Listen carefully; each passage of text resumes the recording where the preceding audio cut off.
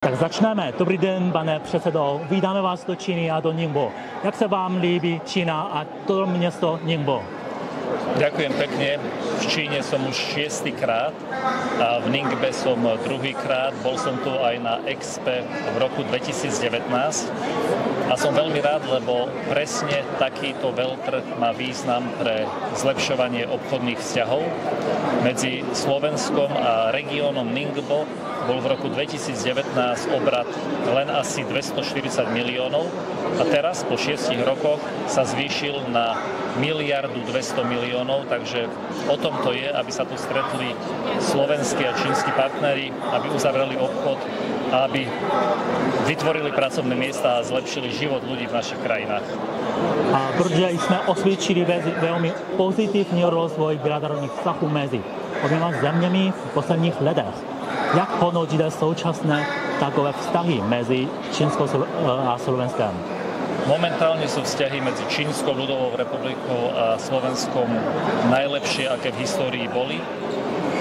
Za posledný rok a pol tu bolo 10 slovenských ministrov, bol tu predseda vlády Slovenskej republiky, ktorý podpísal s pánom prezidentom Čínskej ľudovej republiky strategické partnerstvo.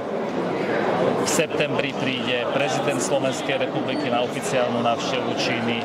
No a aj moja prvá návšteva ako predsedu Národnej rady Slovenskej republiky mimo Európskej únie smerovala do Pekingu, kde som stretol pána predsedu Všeľudového čínskeho zhromaždenia a tu do Ningbo. Takže aj to svedčí o tom, že tie vzťahy sú naozaj najlepšie, aké môžu byť.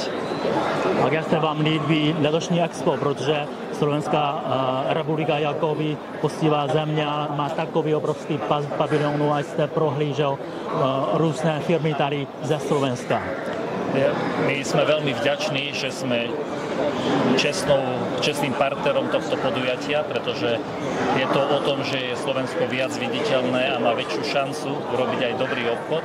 A chcem sa poďakovať, lebo máme výborné miesto, je tu viac ako 40 slovenských firiem, je tu výborná atmosféra, je pre nás veľká česť, že to môžeme byť.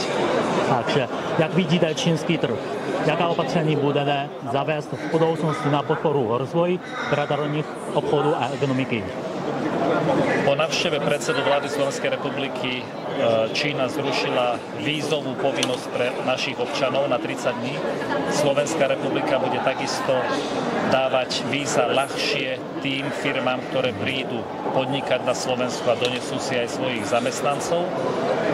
Čína je obrovská krajina s obrovským potenciálom a aj kvôli americkým tarifám, americkým obchodným clám sa krajiny Európy musia orientovať a chcú orientovať aj na čínsky trh, pretože Čína je spoľahlivý partner, je to veľký trh a je to záruka obojstrannej spokojnosti.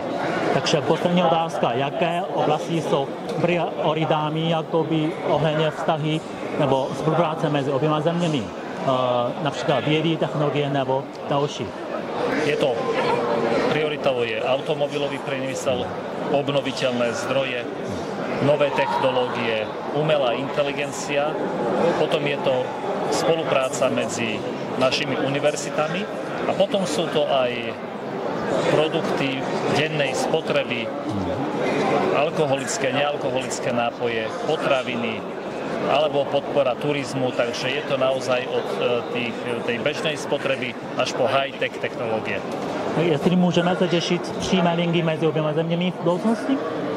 Verím, že áno. Zatiaľ je najbližšie letisko vo Viedni a v Budapešti, čiže je to pol hodina cesty autom, takže tie letiská už sú, ale verím, že sa otvorí aj priama linka. Takže děkuji moc krát.